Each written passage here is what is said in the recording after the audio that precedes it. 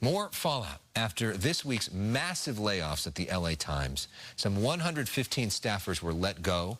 Roughly 20% of the newsroom, including the DC bureau chief, the business editor, at least 3 sports writers, and the paper's books editor, in the most sweeping round of job cuts in the paper's 142-year history.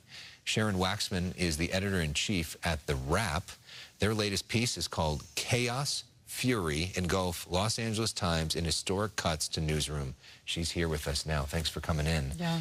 It's sad for all of journalism, what's happening here. Yes, it is. And you really go inside, and it is ugly. Paint us a picture of what's happening at the Times right now. Well, it's really chaotic because you have people who are being laid off in the middle of being reporting a job. There was a reporter who was reporting on the Oscar nominations at 6 a.m. when she got the notice that she was being laid off. There was somebody who was traveling and needed to pay for something with a corporate card. She was told to come back right away, and I hope the credit card works. And there were people who were sent emails that went to their spam folder, so they didn't know. It was really quite chaotic, and it seems like there's a real breakdown in communication between management and the Guild, which didn't help.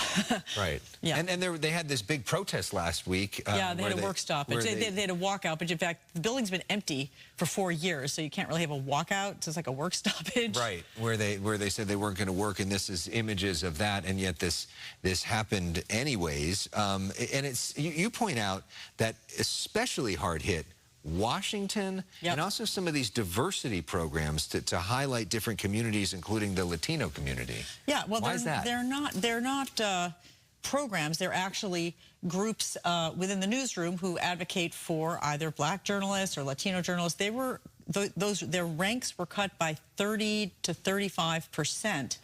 And the reason, unfortunately, is because it's sort of last hired, first fired. And so because the LA Times had been making strides and really working to diversify the newsroom, that's what's really taken a big hit. Right, which is interesting because there's some folks who have complained that the LA Times editorial page is a little too quote-unquote woke, some of them say, and yet these are the people that are actually losing their jobs. So Patrick Soon-Shiong, the owner, the billionaire owner, I remember when he was here, when he first bought the Times, sitting where you're sitting now. I interviewed him too. And it was so much optimism that he was going to be like Jeff Bezos at the Washington Post, and he was doing this in part to make money, but also as a philanthropic thing, believing in journalism. This is a civic gesture, as a belief in investing in the local paper. But how has that changed, and what are people thinking of him now? I think what's changed is that the paper keeps losing money, and no billionaire likes to lose tens of millions of dollars in their investment. And I'll just point out that Jeff Bezos cut the newsroom by 240 jobs at the Washington Post. So this is going on all over the country, and billionaires who have invested in these assets as these newspapers as a civic gesture are finding that these businesses, they're very hard to run in the age of the internet, and they don't like losing money. So I think the question of their commitment to that civic journalism is very much being put on the line. Patrick Soon-Shiong has not helped his reputation, and certainly not his stock in the newsroom, by these gestures, because don't forget, they also cut 75 jobs last year. But when the guy says he's losing $30 to $40 million a year, you have to understand that he has to run this he wants to stop losing that much money. And we just showed some video of Sports Illustrated, which may be going away entirely. I mean, what's happening at the Times is certainly not an isolated incident. Forbes cut jobs today. Time Magazine has cut jobs this week. Business Insider cut jobs this week. Yes. So there's basically an existential crisis about journalism, the future of journalism, especially local journalism, which can be expensive to do well. Where do we go from here? I think it's a really good question. It's something that we're actually writing about in tomorrow's edition. We're online, but we're not on paper, which helps. That's like one solution.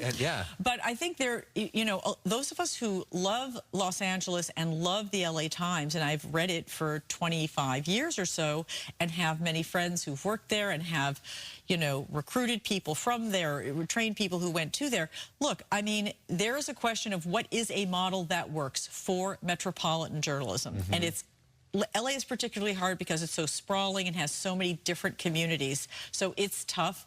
But at the same time, there is a conversation as to whether perhaps the model is just to move to a nonprofit type,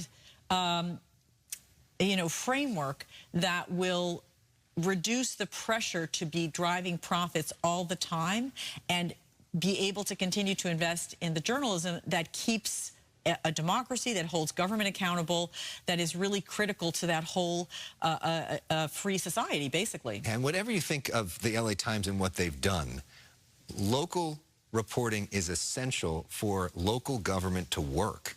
And without that, our whole system collapses. And so I think this is such an important conversation, and you guys are doing great reporting on this. Thank you. I hope people will check out what you're doing at The Wrap. Thank you for staying on this and putting the pressure on this. Sharon Waxman, great to see you. Thanks. All right.